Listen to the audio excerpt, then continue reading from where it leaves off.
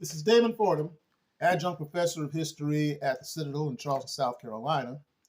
Now, many of you know the story about Denmark Vesey, who tried to lead the Great Slave Rebellion in Charleston back in 1822. And the short version of it is that he learned to read while he was in slavery and was freed around 1799. And he tried to start a slave rebellion in Charleston, South Carolina, but a house slave by the name of Peter Prelude alerted the authorities, and Vesey and his followers were executed in 1822. Now, here's an interesting story about him before the slave rebellion.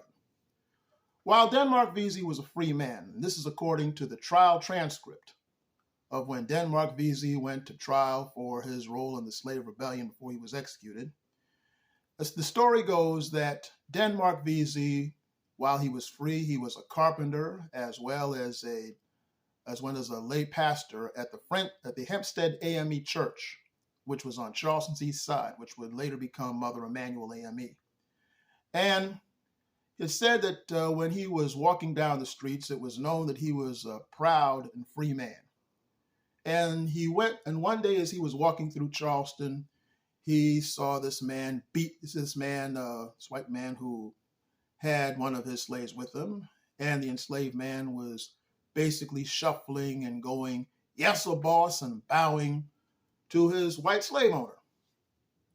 Well, Denmark Vesey walked over to the guy and said, "Hey, listen, you need to get up, be a man. Stop bowing and scraping to this fellow. He's just another human being just as you are. God made us all equal, and you don't have to act like you're less than equal to anybody." Well, the enslaved man said to Denmark Vesey, "Well, Mr. Vesey, you got to remember, you a free man, but I'm a slave, and I have no choice but to do this." And Denmark Vesey looked at the man and said, "You deserve to be a slave." Stop and think about it for a moment.